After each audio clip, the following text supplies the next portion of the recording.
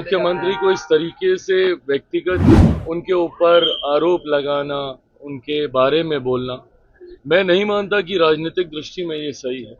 जब आप राजनीति में होते हैं, एक राजनीतिक दल हैं या राजनीतिक दल के आप प्रतिनिधि हैं, ऐसे में सरकार को नीतियों पे घेरिए ना। लॉ एंड ऑर्डर के विषय पे मैंने कहा ही कि भाई ये सरकार के लिए चिंता का विषय है।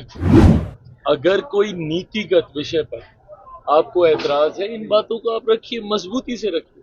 सरकार जवाब देने के लिए तैयार है, सरकार को जवाब देना भी होगा। इन लोगों से भी तो सवाल जवाब किए जाने चाहिए ना, जो अपने आप को सो कॉल्ड मुसलमानों का ठेकेदार समझते हैं, उनके हितों के संरक्षण करने वाला समझते हैं। पूछा तो इनसे भी जाना चाहिए कि लंबे समय से सत्ता का हिस्सा ये लोग रहे, क्या मुसलमानों की स्थिति में सुधार आ गया? तो देखिए, ये चिंता की बात है, और अगर एक भी ऐसी घटना घटती है तो वो जरूर सरकार को सवालों के घेरे में खड़ा करती है। हम लोग खुद प्रदेश प्रशासन से मुख्यमंत्री जी, जो कि प्रदेश के हमारे गृह मंत्री भी हैं, उनसे भी हम लोगों ने पुनः यह आग्रह किया है, लिखित तौर पर भी, क्योंकि हाल फिलहाल के दिनों में जिस तरीके से टारगेट किलिंग भी बढ़ी है, जिस तरीके से अनुसूचित जाति से आने वाले लोगों के लिए, खास तौर पर पासवान समाज के लोगों की भी इस दौरान चुन चुनकर हत्याएं की गई हैं। उसके अलावा भी शहरी इलाकों में भी जिस तरीके से घटनाएं यहाँ पर एकदम से बढ़ी हैं, ये यकीनन सरकार के लिए चिंता का विषय है। मुख्यमंत्री जी से भी ये आग्रह हम लोगों ने पुनः किया है कि इस बात को नियंत्रित करने की जरूरत है। कौन ऐसे असामाजिक तत्व हैं जो कि चुनावी वर्ष, और मैं मानता हूं कि कहीं ना कहीं इसके पीछे राजनीतिक दृष्टि भी है, ऐसे असामाजिक तत्व जो कि चुनावी वर्ष होने की वजह से सरकार और सरकार की छवि को खराब करने की सोच के साथ इस तरीके की घटनाओं को अंजाम दे रहे हैं, उन लोगों को चिन्हित कर कड़ी से कड़ी सजा दी जाए। हम लोगों ने भी स्थानीय प्रशासन, अलग अलग जिलों में जहां जहां पर भी इस तरीके की घटनाएं हो रही हैं, वहां पर एसपी हो, स्थानीय प्रशासन के लोग हो, उनसे बात कर तुरंत ऐसे लोगों को चिन्हित कर कड़ी कार्रवाई करने का हम लोगों ने भी बात किया है। उम्मीद करते हैं मुख्यमंत्री भी इस बात को लेकर गंभीर हैं, चिंतित हैं, जिस तरीके से ये घटनाएं बढ़ी हैं। उम्मीद हम लोग जरूर करते हैं कि भविष्य में कम से कम ये घटनाएं नियंत्रित होंगी। राजनीतिक एकल है, उमर पासवान मामले में तो आपकी पार्टी का नेता का नाम आरजेडी भी लगातार ले रही है, कार्रवाई भी हुई है, तो राजनीतिक मतलब क्या है इसका? भाई, जिसका भी नाम सामने आ रहा है और किसी ने भी, भले वो हमारी पार्टी का कोई सदस्य हो, गठबंधन का कोई हो, या कोई भी व्यक्ति असामाजिक सोच रखने वाला जो ऐसी घटनाओं को अंजाम दे रहा है, उसको कड़ी से कड़ी सजा मिलनी चाहिए। किसी का भी संरक्षण किसी अपराधी के प्रति नहीं होगा। हम लोगों के पार्टी का प्रतिनिधि मंडल भी गया था, जिस घटना का आप जिक्र कर कोमल पासवान का, वहां पर हमारी पार्टी के सांसद जमुई से अरुण भारती जी, जो कि प्रदेश के प्रभारी भी हैं, वो भी गए थे। मुख्यमंत्री जी के संज्ञान में इस पूरे विषय को भी दिया गया है। मेरी खुद मुख्यमंत्री जी से बात हुई है। ऐसी घटनाओं में और इस तरीके की जितनी घटना है, जो भी दोषी है बख्शा कतई किसी को नहीं जाएगा। कड़ी से कड़ी सजा सबको होगी, बट हाँ, भविष्य में ऐसी घटना ना हो, इसको लेकर भी हम सब लोग चिंतित हैं, उसको लेकर भी हम लोग प्रयास कर रहे हैं। मुख्यमंत्री को नॉन सीरियस मुख्यमंत्री बताया जा रहा है। कहा जा रहा है कि मुख्यमंत्री अब सीरियस नहीं है, राष्ट्रगान पे हरकतें करते हैं और देशद्रोह का उन पे केस होना चाहिए। नॉन सीरियस मुख्यमंत्री, अपराधी घटनाएं हो रहे हैं और कुछ बोलते नहीं है। बिहार दिवस में 4 मिनट। देखिए, मुख्यमंत्री को इस तरीके से व्यक्तिगत तौर पर उनके ऊपर आरोप लगाना, उनके बारे में बोलना, मैं नहीं मानता कि राजनीतिक दृष्टि में ये सही है।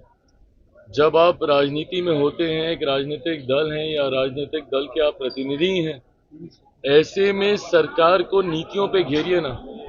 लॉ एंड ऑर्डर के विषय पे मैंने कहा ही कि भाई ये सरकार के लिए चिंता का विषय है। बिहार में हम लोग सरकार का हिस्सा नहीं है, हम लोग के पास वो संख्या नहीं है कि हम लोग सरकार का हिस्सा होते। हम लोग और मजबूती से अपनी बातों को हम लोग रखते, जिस तरीके से केंद्र में हम लोग सरकार का हिस्सा है। पर हाँ, अगर कोई नीतिगत विषय पर आपको ऐतराज है, इन बातों को आप रखिए, मजबूती से रखिए। सरकार जवाब देने के लिए तैयार है, सरकार को जवाब देना भी होगा। पर ऐसे में मुख्यमंत्री के स्वास्थ्य को लेकर व्यक्तिगत आरोप प्रत्यारोप करना उनके ऊपर, मैं नहीं मानता कि ये सही है। मौलाना मदनी इफ्तार का आयोजन आपने किया है और किया है आपके और सारे मुस्लिम संगठनों ने आपका और सीएम नीतीश के दावते इफ्तार का बाइकआउट किया है। देखिए, मैं मदनी साहब का बहुत सम्मान करता हूँ, आदर करता हूँ। उनसे पुराने संबंध हम लोगों के रहे हैं। ऐसे में मैं जानता हूँ कि उनकी अपनी चिंताएं हैं, जिसको लेकर उन्होंने इस तरीके का फैसला लिया है। बहरहाल मैं बस उनसे इतना कहूँगा कि जिनको उन्होंने मुसलमान समाज का संभवतः ठेकेदार बनना सही समझा है, क्या वो लोग उनके हितों का संरक्षण कर पा रहे हैं? आप भले हमारे इफ्तार में मुस्लिम संगठनों को आप कहें कि भाई ना जाएं, मुख्यमंत्री जी के इफ्तार में आप कहें कि वो ना जाएं, चंद्रबाबू नायडू जी के इफ्तार में उनको कहें कि वो ना जाएं, पर जो लोग राजद के इफ्तार में जा रहे हैं, बताएं कि इन लोगों ने क्या किया है मुसलमानों के लिए। इन लोगों से भी तो सवाल जवाब किए जाने चाहिए ना, जो अपने आप को सो कॉल्ड मुसलमानों का ठेकेदार समझते हैं, उनके हितों के संरक्षण करने वाला समझते हैं। पूछा तो इनसे भी जाना चाहिए कि लंबे समय से सत्ता का हिस्सा ये लोग रहे, क्या मुसलमानों की स्थिति में सुधार आ गया? लंबे समय से राजद जैसी पार्टियां, सपा जैसी पार्टियां जो अपने अपने राज्यों में सत्ता में रही, क्या किया इन लोगों ने मुसलमानों के लिए? अगर मैं अपनी बात करूं, मेरे नेता, मेरे पिता आदरणीय रामविलास पासवान जी ने तो अपनी पार्टी तक को समाप्त कर दिया था, मुसलमान को मुख्यमंत्री बनाने की सोच को सामने रखने को लेकर। क्या किया था उस वक्त राजद जैसी पार्टियों ने? बहरहाल मैं मदनी साहब का आदर करता हूं और उन्होंने ये कहा है मेरे सराखों पर उनको भी कम से कम इन बातों को देखना चाहिए कि जिन लोगों को आप अपना हितैषी समझते हैं, मौका आने पर वो क्या करते हैं आपके लिए और आपके समाज के लिए। चिराग, आप राजपूत मामले में सीबीआई ने डिस्क्लोज कर दिया सारे मैटर को। सुशांत सिंह राजपूत मामले में सीबीआई ने मैटर को डिस्क्लोज कर दिया गया है पूरी तरीके से। आपको सोसाइटी सीबीआई के द्वारा क्लोजर रिपोर्ट सबमिट कर दी गई और जिसमें अंतोगत्वा सुसाइड ही बताया गया है। बहरहाल ये जांच प्रक्रिया का हिस्सा रहा है।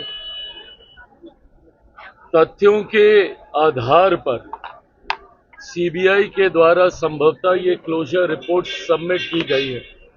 जिस वक्त ये घटना घटी थी, उस वक्त भी मैंने कहा था कि अगर समय बीतता है और जल्द कार्रवाई नहीं होती, संभवतः तथ्यों के साथ छेड़खानी की जाती है, उनको मिटाने का, उनको बदलने का प्रयास किया जाता है। उस वक्त भी मैंने आग्रह किया था कि हम लोगों को जल्द से जल्द सीबीआई को ये केस सौंपना चाहिए। स्थानीय प्रशासन पर कई तरीके के सवाल उस वक्त खड़े हो रहे थे। अब तथ्यों के आधार पर या तथ्यों के अभाव में सीबीआई ने अपनी क्लोजर रिपोर्ट सबमिट कर दी गई है। मुझे लगता है कि अगर परिवार या कोई और जो उनसे जुड़ा हुआ है, जिनको शायद और कोई जानकारी है, अगर वो सामने रखते हैं तो संभवतः मैटर आगे बढ़ेगा। नहीं तो सीबीआई ने तो अपनी रिपोर्ट अब सबमिट कर दी है।